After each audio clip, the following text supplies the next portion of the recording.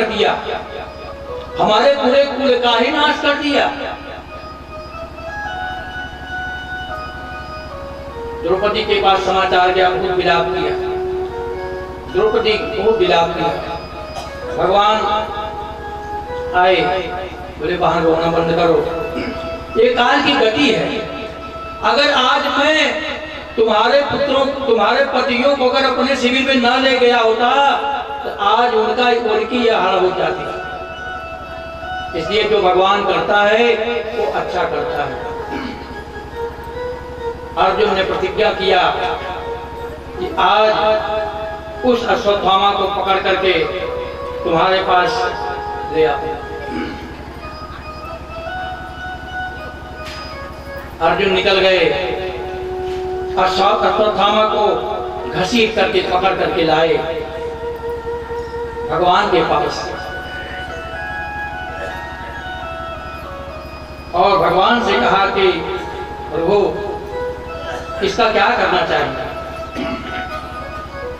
देखिए प्रतिज्ञा ने भी भगवान अर्जुन ने कर लिया, और भगवान से पूछ भी रहे हैं कि इसका क्या करना चाहिए। भगवान ने कहा कि अर्जुन इसमें मैं तुम्हें कुछ नहीं बोल सकता, कुछ नहीं कह सकता, जो तुम्हारी इच्छा हो वो करो, क्योंकि तुमने प्रतिज्ञा लिया है। भगवान ने कहा ठीक है, मारना तो नहीं चाहिए। क्यों? पहली बात ये ब्राह्मण है, दूसरी बात ये तुम्हारे गुरु का पुत्र भी है। ब्रह्म बंधुन हंतव्य आदताई बदारहण।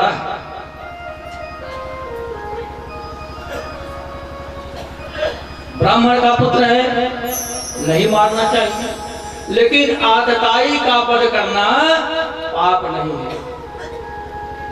आतताई था, आतताई 6 प्रकार के होते हैं। जो किसी की खेती जला दे, किसी के बच्चे का अपहरण कर ले, किसी की बहू बेटियों को अपहरण कर ले, उसके साथ दुराचार करे, इस प्रकार से 6 प्रकार के आतताई होते हैं। इसलिए आतताई बधारहण, आतताई का को मार देना उचित है। लेकिन इसको लेकर के आप द्रौपदी के पास जाइए। द्रौपदी के पास ले गए, बोले द्रौपदी इसका क्या करें। बोले आज पुत्र, मेरे पुत्र देखिए ये बुद्धि की उपज, किसी का कोई अपमान कर दे, किसी को कोई नुकसान कर दे, आप उसका नुकसान करेंगे तो क्या आप वाला नुकसान वापस आएगा? क्या नहीं आएगा। द्रौपदी ने कहा मैं अपने पुत्रों के लिए बिलख रही हूँ, रो रही हूँ। उसी प्रकार से जब इसका वध आप कर देंगे तो इसकी माँ भी उसी प्रकार से रोएगी, और इसी की माँ नहीं है, हमारी गुरु माँ है। भगवान ने कहा अर्जुन इसके साथ ऐसा करो कि ये मर भी जाए और मरे भी ना, मर भी जाए और मरे भी। अर्जुन चकित होकर बोले भैया ऐसा महाराज कैसे, ऐसा कैसे मर भी जाए और मरे भी ना। बोले इसका सारी ताकत इसके मस्तक में मणि है, वही है, इसकी मणि को निकाल लो, ये मर भी जाएगा और नहीं भी मरेगा। अपनी तलवार की नोक से अश्वत्थामा के मस्तक की मणि को अर्जुन ने निकाल दिया। अब पश्चाताप की आग में जलने लगा अश्वत्थामा। इधर जब महाभारत का युद्ध समाप्त हो गया तो कौरव और पांडव कुल में कोई नहीं बचा था। पांडव और कौरव कुल में भीम का पुत्र था कौन? बर्बरीक खाटू श्याम बर्बरीक विश्व विजेता था, भीम का पुत्र था। उसके बाद जब महाभारत युद्ध प्रारंभ हुआ तो उसके पास लोग गए, बोले तुम किसकी तरफ से युद्ध करोगे? तो बर्बरीक ने कहा महाराज जो सेना हारने लगेगी मैं उसी के साथ हो जाऊं, चाहे वो पांडव हो चाहे कौरव हो। जो हारेगी सेना उसी के साथ मैं हो जाऊं। भगवान का तो अनर्थ हो जाएगा, हारेगी तो कौरव सेना, अगर ये उधर चला गया तो होगा। इसलिए भगवान ने अपने सुदर्शन से बर्बरीक के सिर को काट दिया और काट करके ले जा करके उसको पर्वत के ऊपर एकदम चोटी पर रख दिया। आज वहीं पर है खाटू श्याम बाबा के नाम से हारे का सहारा, उनको उपाधि मिली हारे का सहारा, खाटू श्याम बाबा। केवल एक बीज पांडव कुल में एक बीज पनप रहा था, कहां पर? अभिमन्यु की पत्नी उत्तरा के गर्भ में। अश्वत्थामा ने ब्रह्मास्त्र चला दिया, अश्वत्थामा ब्रह्मास्त्र चला दिया। उस समय त्रेता में एक ब्रह्मास्त्र था, त्रेता युग में एक ब्रह्मास्त्र था। किसके पास? त्रेता में एक ब्रह्मास्त्र था, किसके पास? लक्ष्मण के पास एक ब्रह्मास्त्र था, लक्ष्मण के पास, जिसके बल पर भगवान का बल था। विभीषण चला रावण के द्वारा पानी होकर के भगवान की सेना में, भगवान के पास।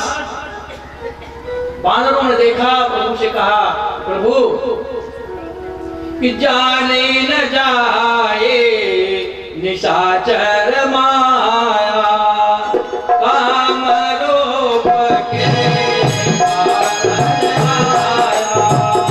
जाने न जाए निशाचर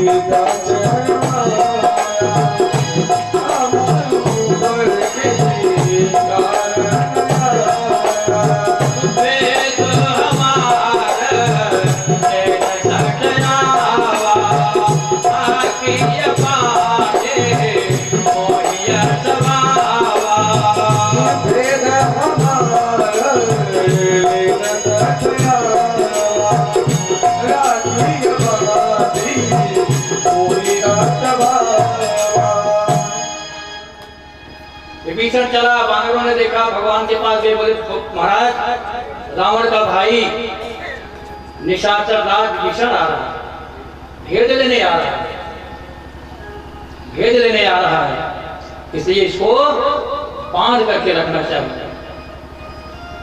भगवान ने कहा ठीक कहा आप लोगों ने, सखा नीक तुम नीक विचारी, मम पन शरणा भगत भाई।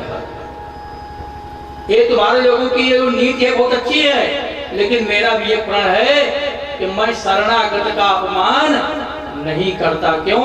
कि शरणागत कहा जे तजहि निजय नहीं तयनुमाने, ते नर पावर पाप मैं नहीं विलोक कहानी।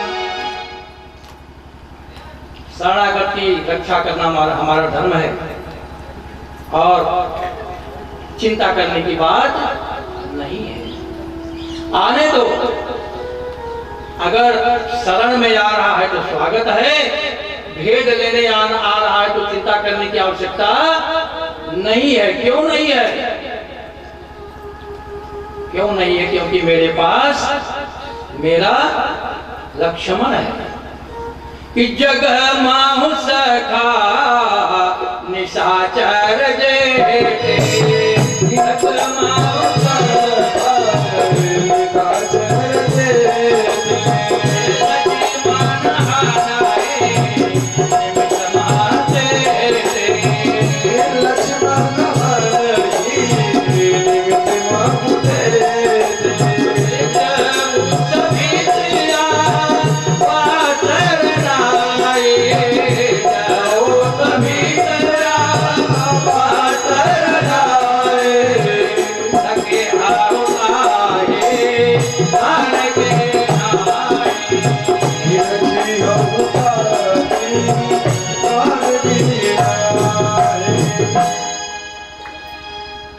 अगर संसार में नहीं पूरे अयोध्या और लंका में जग मा सखा निशाचर देते, लक्ष्मण हरनई निमिष माते, निमिष मात्र में लक्ष्मण वध कर डालेंगे।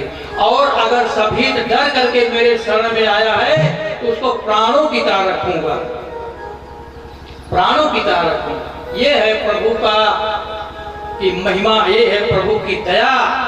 कारण बिन रघुनाथ कृपाला, कोमल चित अति दीन दया। आ गया विभीषण, भगवान ने क्या किया? गले से लगा लिया, भगवान ने गले से लगा लिया और राज तिलक कर दिया। भगवान ने कहा कि कह लंकेश सहित परिवारा, कुशल कुठार पास तुम्हारा। कुशल पूछ रहे हैं, पूरे परिवार का कुशल पूछ रहे हैं, पूरे परिवार का कुशल पूछ रहे हैं। रावण भगवान से बैर रखता था क्या? रावण भगवान से बैर रखता था क्या? नहीं रखता था। और भगवान रावण से बैर रखते थे? नहीं रखते। दोनों का मेल है, दोनों का सम्मिलन है, क्योंकि ये ब्राह्मणों की वाणी थी। भगवान ने तिलक किया, कहा लंकेश परिवार कैसा है, और भगवान ने दो बात कहा विभीषण से, दो बात कहा लंकेश सहित परिवारा, कुशल कुठार वास तुम्हारा, खल मंडली बसहु दिन राती, सखा धर्म निभाई के ही भांति। एक तो भगवान ने विभीषण को लंकेश कह दिया, और दूसरा भगवान ने विभीषण को सखा कह दिया। दोनों भगवान ने ही कहा है, विभीषण ने नहीं कहा। भगवान से मित्रता तो बहुत लोग करते हैं, लेकिन भगवान किससे मित्रता करते हैं वो कोई बिरला ही है। जामवंत जी बैठे थे बगल में, बोले प्रभु आपने विभीषण को लंकेश कह दिया। लंकेश तो भी रावण है। भगवान ने कहा मैंने तो लंकेश कह दिया, क्योंकि मैं जानता हूं, अपने मन में भगवान ने कहा कि मैं तो जानता हूं कि रावण क्षण कुछ ही दिनों का मेहमान है। अब तो मैंने विभीषण को लंका का राजा बना दिया। जामवंत ने कहा प्रभु अगर रावण आपकी शरण में आ जाएगी तो क्या करेंगे? भगवान ने कहा कि अगर रावण भी आएगा, ऐसा पहली बात तो ऐसा होगा नहीं, अगर रावण भी मेरी शरण में आ जाएगा तो मैं रावण को अयोध्या का राज्य प्रदान कर दूंगा। लंका का राज्य तो रावण विभीषण को दे दिया।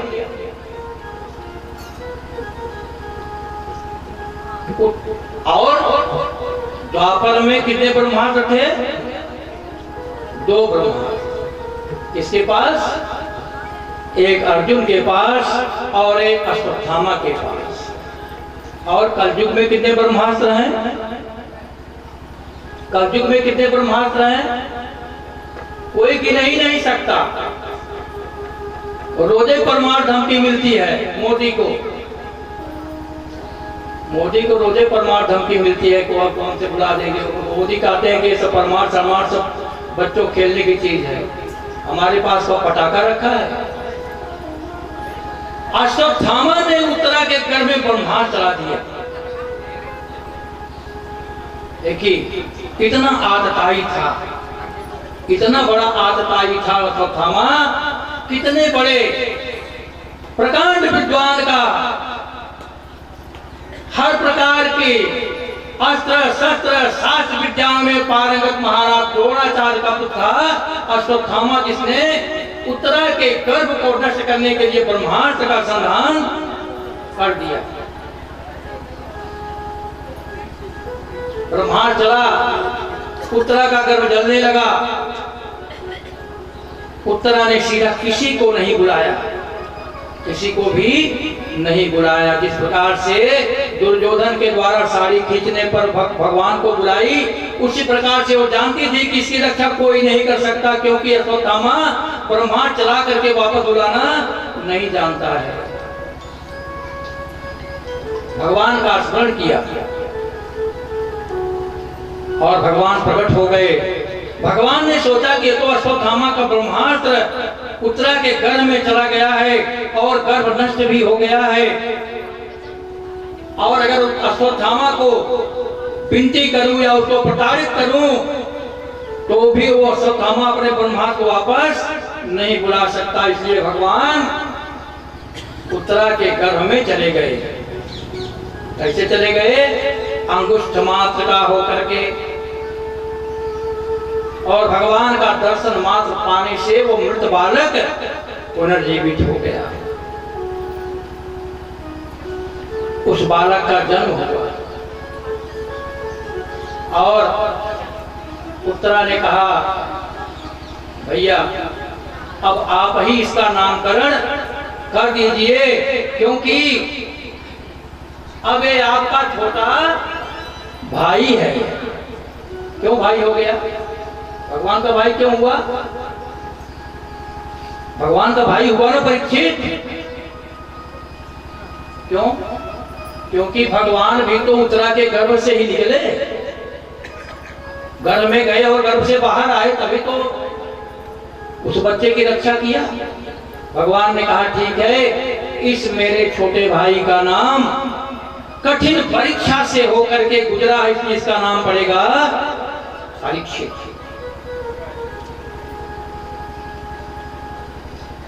परीक्षित महाराज जब बड़े हुए तो हस्तिनापुर के चक्रवर्ती सम्राट हुए। भजन सुनाओ तो।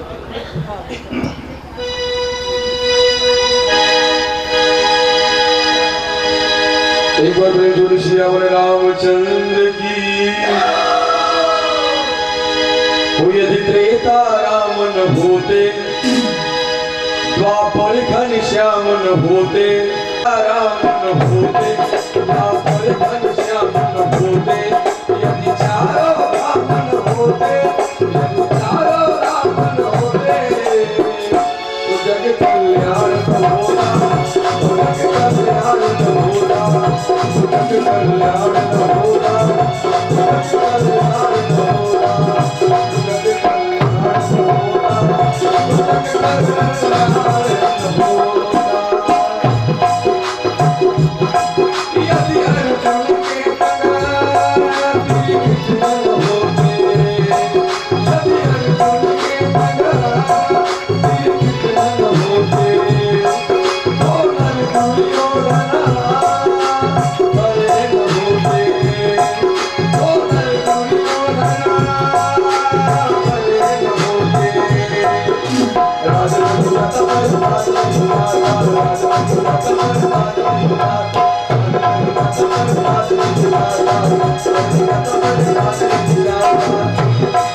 यदि महाभारत नहीं होता, यदि महाभारत नहीं होता,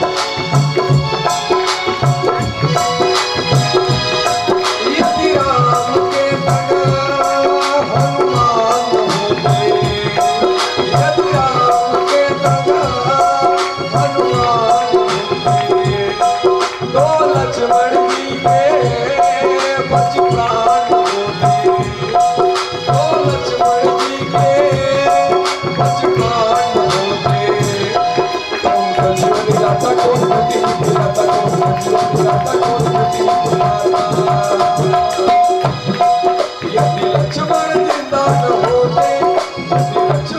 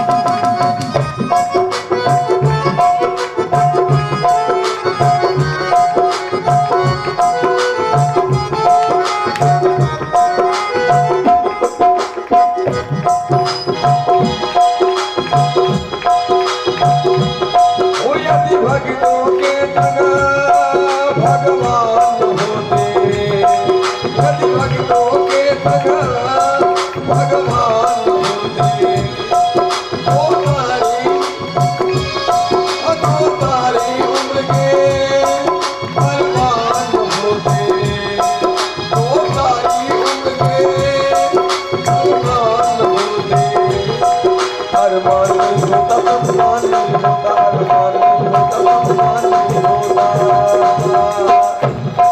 यदि गुरु का ज्ञान न होता, यदि गुरु का ज्ञान न होता, जग कल्याण न होता, जग कल्याण न होता, जग कल्याण न होता, जग कल्याण न होता, जग कल्याण न होता, जग कल्याण न होता।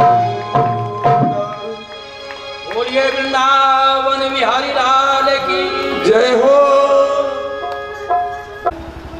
हमारे भाई बंधु चाचा दादा गुरु यहाँ तक कि पितामह भी बाणों की सैया पर पड़े हुए हैं। अब हम लोगों को सांत्वना देने वाला आपके अतिथि कोई नहीं है, इसलिए हमारी इच्छा है कि आप हमारे साथ कुरुक्षेत्र में चलें, जहां पर पितामह अकेले पड़े हुए हैं। भगवान को लेकर के पांचों पांडव पितामह जी के पास गए, भगवान का दर्शन प्राप्त किए। पितामह बड़े विनम्र भाव से पितामह के पास बैठ गए और एक एक करके सभी पांचों भाई पितामह से मिलने गए, अपने किए हुए अपराध के लिए क्षमा मांगे।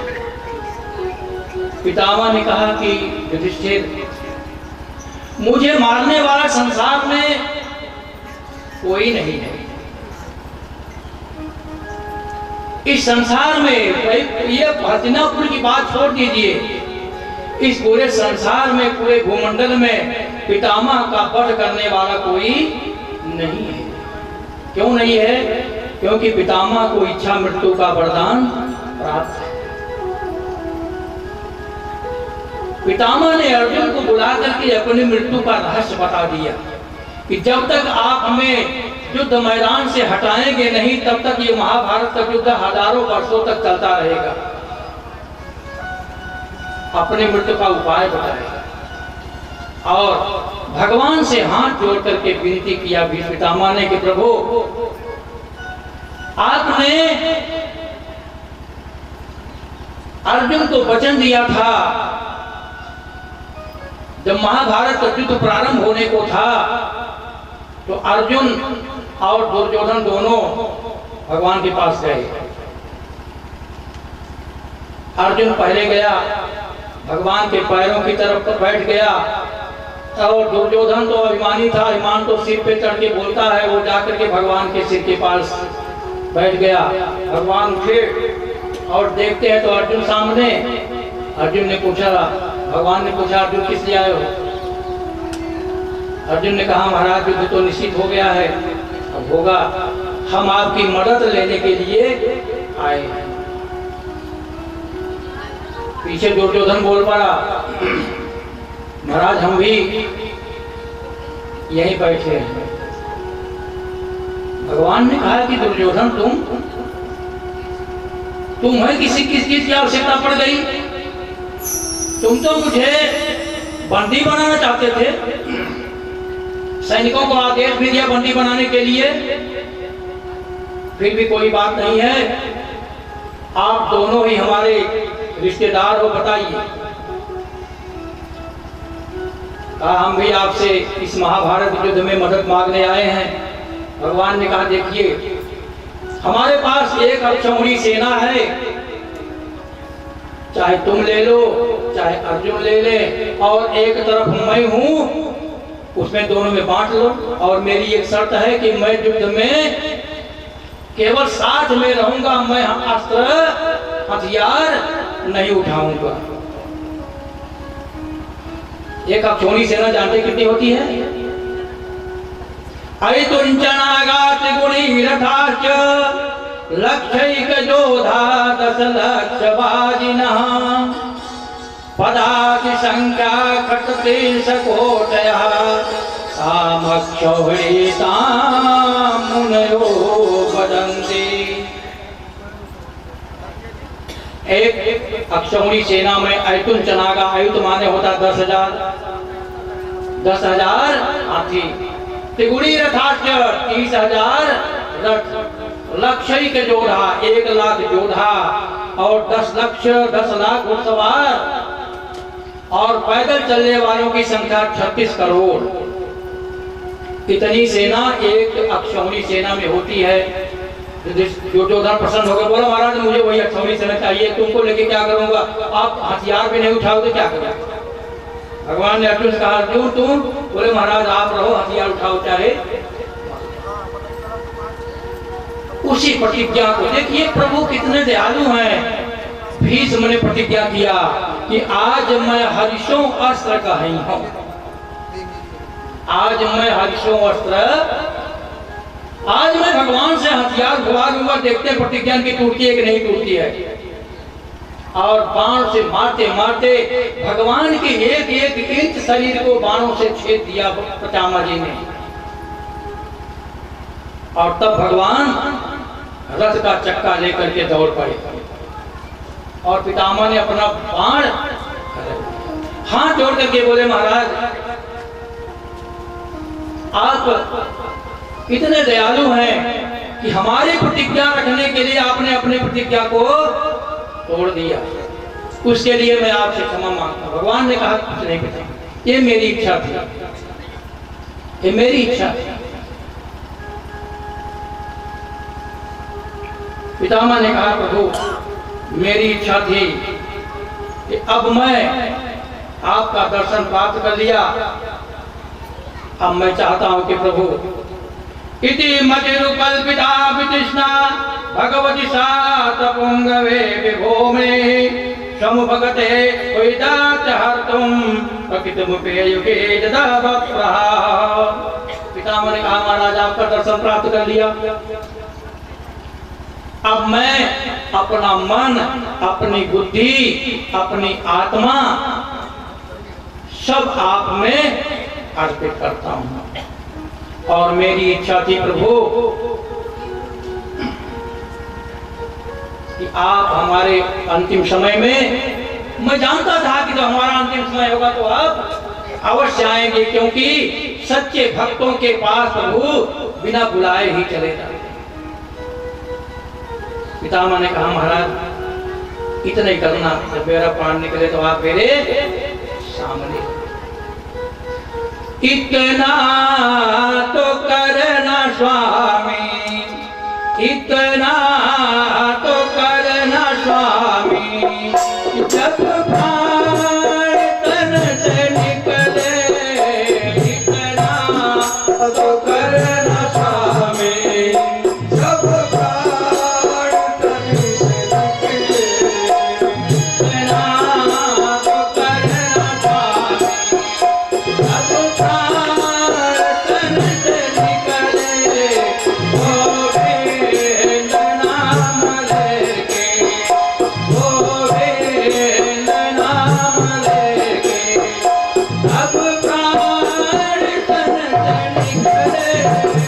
Oh